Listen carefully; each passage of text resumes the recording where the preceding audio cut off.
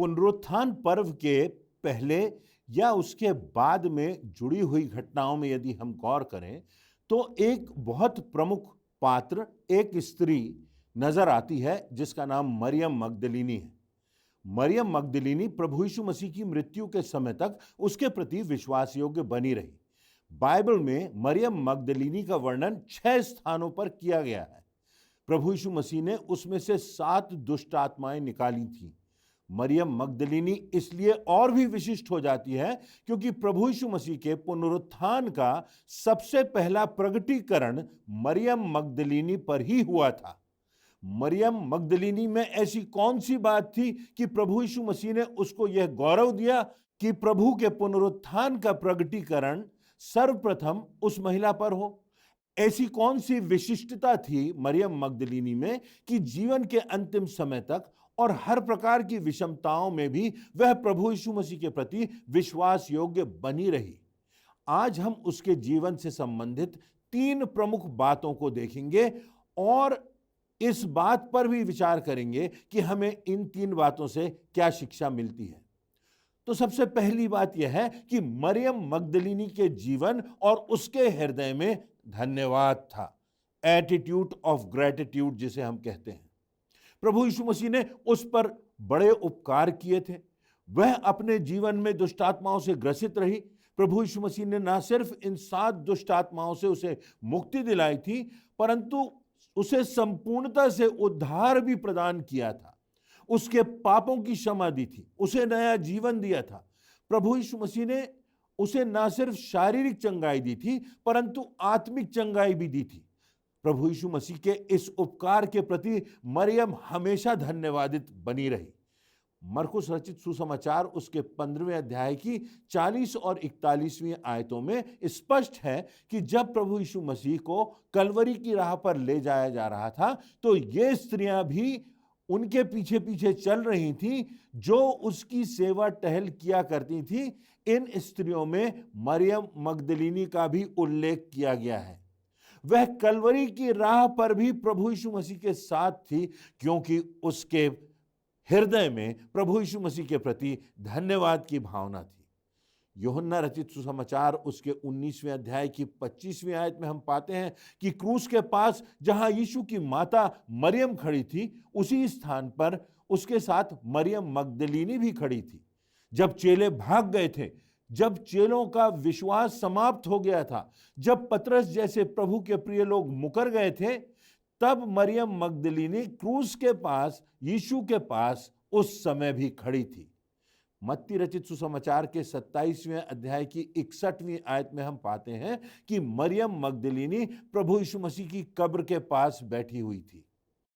उसका कोई बड़ा संदेश इस संदर्भ में नहीं मिलता कि उसने कोई बड़ी बातें कही हों, उसने प्रभु यीशु मसीह के लिए कोई बहुत बड़े बड़े नारे लगाए हों, परंतु उसके जीवन के द्वारा, प्रभु यीशु मसीह के पीछे पीछे उसके चलने के द्वारा, उसकी सेवा के द्वारा, कलवरी की राह पर यीशु के साथ खड़े रहने के द्वारा, क्रूस के पास खड़े रहने के द्वारा मरियम मगदलीनी ने अपना धन्यवाद प्रभु यीशु मसीह को प्रकट किया था। हमारे जीवनों में भी परमेश्वर बहुत से उपकार करता है, ऐसे उपकार जिनके योग्य हम नहीं हैं। हमारी अपेक्षाओं से बढ़कर उसने हमें आशीषित किया है, हमारी प्रार्थनाओं को सुना है, हमारी कठिनाइयों में से हमको उबारा है। उसने हमें नया जीवन दिया है, उद्धार दिया है और मृत्यु के बाद अनंत जीवन की आशा दी है। परंतु क्या हम वास्तव में प्रभु यीशु मसीह के प्रति धन्यवादित हैं? क्या हमारा यह धन्यवाद मात्र शब्दों तक ही सीमित है या हम अपने जीवन के कार्यों, व्यवहार और आचरण में इस धन्यवाद को प्रकट करते हैं? बाइबल में हम देखते हैं कि 10 कोढ़ी थे जिन्होंने प्रभु यीशु मसीह से चंगाई प्राप्त की थी। उनमें से एक कोढ़ी ही चंगाई प्राप्त करने के बाद लौटकर प्रभु यीशु मसीह को धन्यवाद देता है। चंगाई तो 10 ने प्राप्त की थी, शुद्ध तो 10 हुए थे, परंतु एक है जो कृतज्ञ है, बाकी 9 कृतघ्न हैं। एक है जो धन्यवादित है, बाकी को अब कोई मतलब नहीं रहा। यदि आज भी हम इस संसार में देखें तो वही स्थिति और वही अनुपात है। 90% लोग जिन पर परमेश्वर ने उपकार किया है उनके हृदय में धन्यवाद नहीं है, वे भूल गए हैं। मात्र 10% लोग ही धन्यवादित हैं। उन 9 और 1 कोढ़ियों का जो अनुपात था, आज भी हम इस संसार में देख सकते हैं।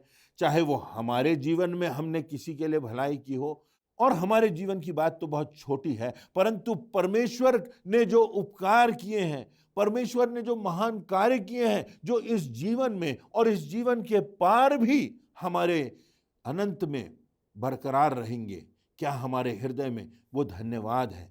यह धन्यवाद निरंतर हमारे जीवनों, हमारे शब्दों, हमारे आचार व्यवहार और हमारी प्रतिक्रियाओं में दिखना चाहिए। अपने जीवन में कितना समय हम व्यर्थ की आलोचना करते हैं, चिड़चिड़ाते हैं, कभी बड़बड़ाते हैं, दूसरों की कमियों को ढूंढते हैं, एक दूसरे पर छीटाकशी करते हैं।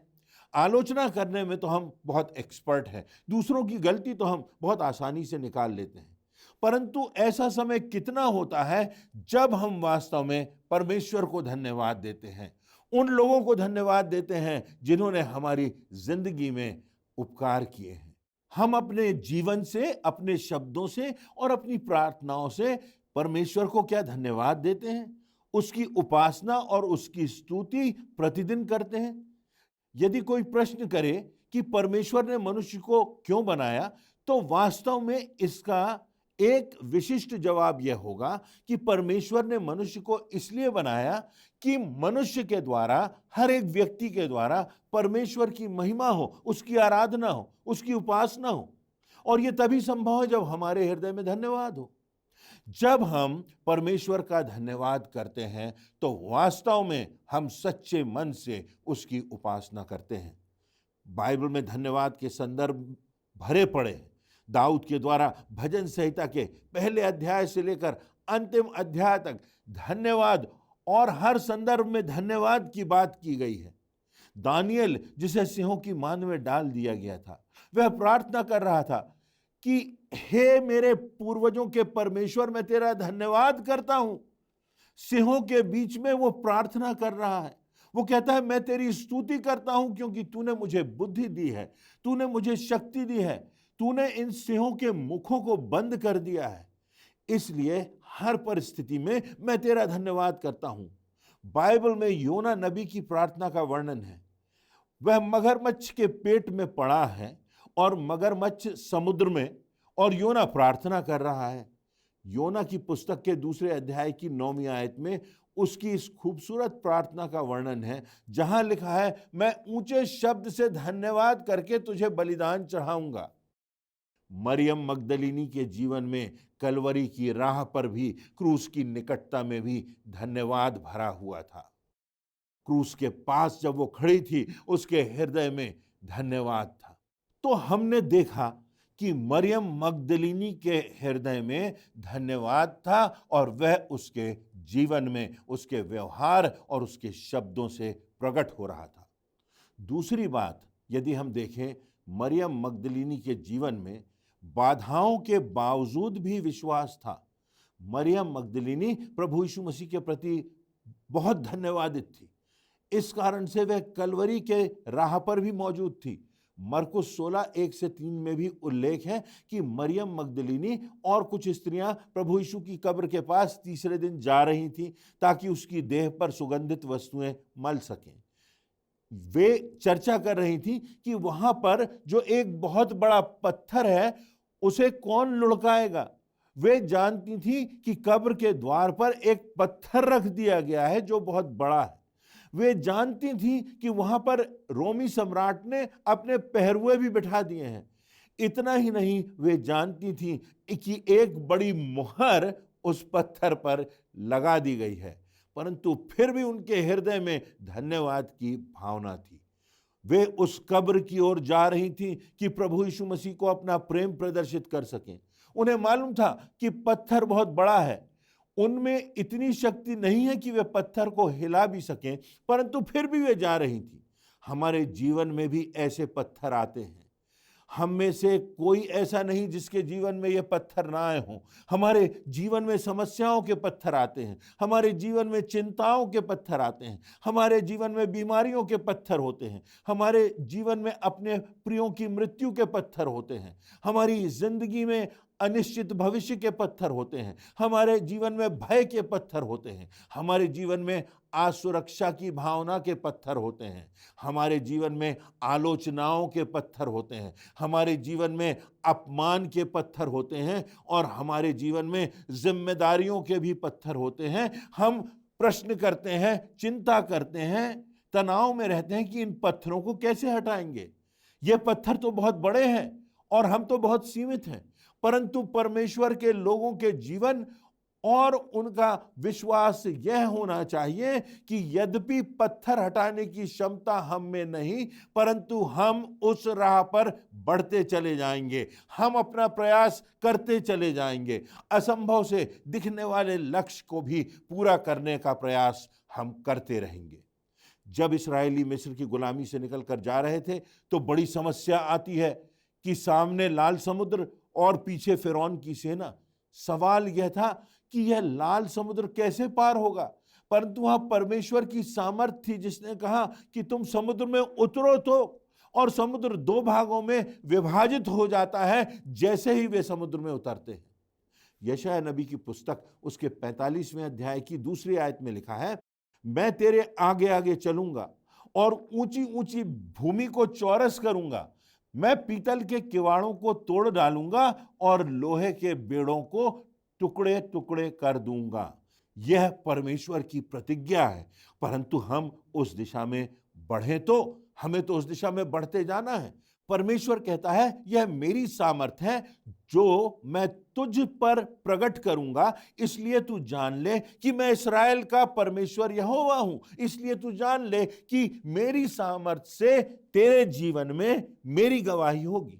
पहला यूहन्ना उसके 5वें अध्याय की 4थी आयत में लिखा है, क्योंकि जो कुछ परमेश्वर से उत्पन्न हुआ वह संसार पर जय प्राप्त करता है, और वह विजय जिससे संसार पर जय प्राप्त होती है हमारा विश्वास है।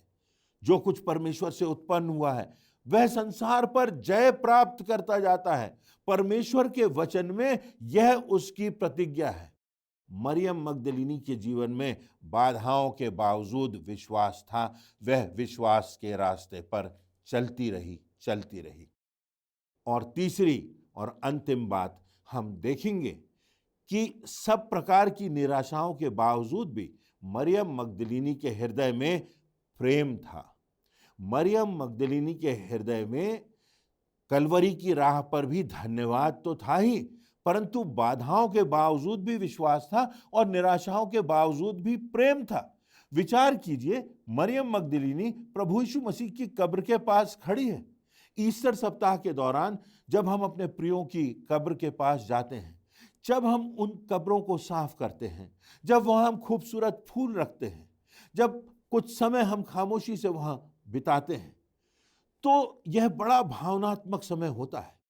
उस कब्र की मिट्टी से हमें कोई आशा तो होती नहीं, उस कब्र की मिट्टी में हमें कोई विश्वास तो होता नहीं, परंतु यह प्रेम है उसके प्रति, हमारे प्रिय के प्रति, जिसकी वजह से हम वहां खड़े हैं और हमारी आंखों में आंसू हैं। सबसे प्रमुख बात यह कि मृत्यु भी प्रेम को परास्त नहीं कर सकती। मृत्यु भी प्रेम को परास्त नहीं कर सकती। इसीलिए पहला कुरिन्थियों उसके 13 अध्याय के 13वीं आयत में लिखा है, विश्वास, आशा, प्रेम ये तीनों स्थायी हैं, इन सब में सबसे बड़ा प्रेम है। जब जीवन में विश्वास खत्म हो जाता है, जब जीवन में आशा का धुंधलका ही बचता है, परंतु यदि हमारे हृदय में प्रेम है तो समय के साथ वही प्रेम का बीज विश्वास भी पैदा करता है और आशा को भी उज्जवल कर देता है। यही विश्वासी के जीवन का संदेश है। उस कब्र के पास प्रेम के कारण मरियम मगदलीनी खड़ी है। प्रभु यीशु मसीह की मृत्यु और उसके दफन हो जाने के तीसरे दिन सुबह ही वह जा रही है। अब तो वहां कुछ बचा नहीं होगा, कब्र होगी, परंतु वो प्रेम है जो उसको उस कब्र के पास ले जा रहा है।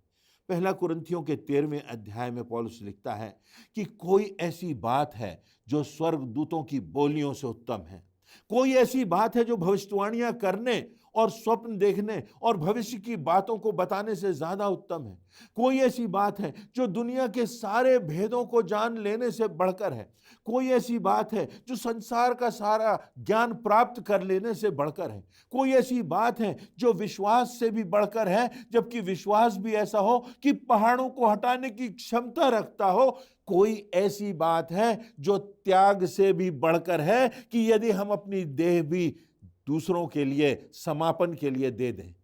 इन सारी बातों में बढ़कर एक बात है, कोई बात है, और वह बात है प्रेम की बात।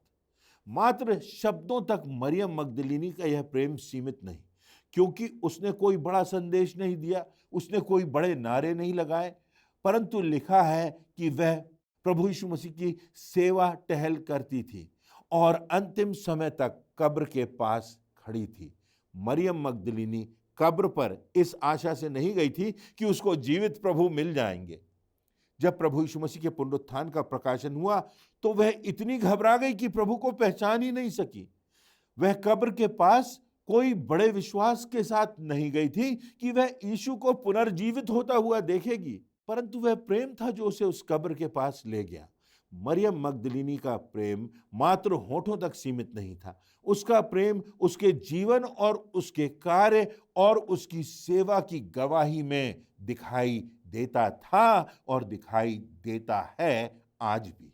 हम अपने जीवन को देखें तो पाएंगे हम में 7 दुष्ट आत्माएं तो नहीं हैं, परंतु 700 बल्कि शायद 7,000, 70,000 और 7 लाख पाप हैं जिन्हें प्रभु यीशु मसीह ने क्षमा किया है, जिनको प्रभु यीशु मसीह ने दूर करके दफना दिया है और हमें उद्धार दिया है, अपनी धार्मिकता से ढांप लिया है, हमें अनंत जीवन दिया है।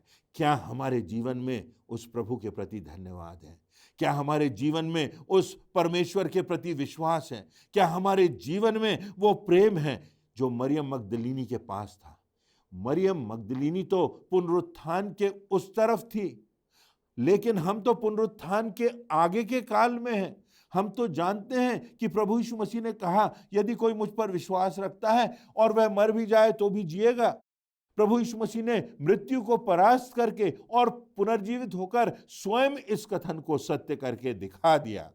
अब हमारे पास प्रमाण है, हमारे पास आधार है कि हम पुनरुत्थान पर विश्वास करें। क्या हमारे जीवन के कार्य परमेश्वर के प्रति हमारा विश्वास दर्शाते हैं? बातें पर्याप्त नहीं हैं, मात्र होठों से कह देना पर्याप्त नहीं है, मात्र होठों से बड़ी बड़ी प्रार्थनाएं करना पर्याप्त नहीं है, शब्द पर्याप्त नहीं है, काम होना चाहिए, तभी धन्यवाद प्रकट होगा, तभी गवाही होगी। ऐसे कार्य जिसमें प्रेम प्रकट हो, जिनमें विश्वास प्रकट हो।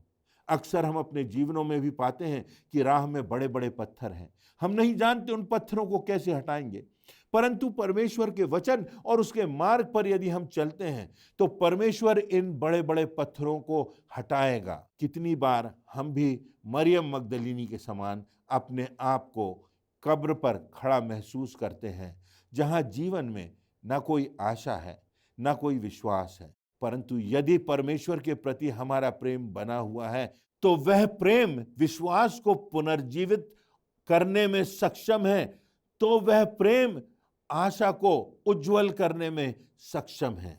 क्या समस्याओं के बावजूद भी हमारा विश्वास दृढ़ है?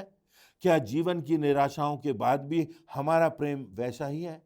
इसीलिए रोमियो 8:38 में पौलुस बड़ी दृढ़ता और विश्वास के साथ लिखता है, क्योंकि मैं निश्चय जानता हूं कि न मृत्यु, न जीवन, न स्वर्गदूत, न प्रधानताएं, न वर्तमान, न भविष्य, न सामर्थ, न ऊंचाई, न गहराई, न कोई और सृष्टि हमें परमेश्वर के प्रेम से जो हमारे प्रभु यीशु मसीह में है अलग कर सकेगी। काश हम भी मरियम मगदलीनी के समान प्रभु यीशु मसीह के पीछे पीछे चलें और हमारे जीवनों में, कार्यों में, व्यवहार में हमारे जीवते प्रभु यीशु मसीह की शोभा दिखाई दे। इन बातों से परमेश्वर हम सबों को आशीष देवे।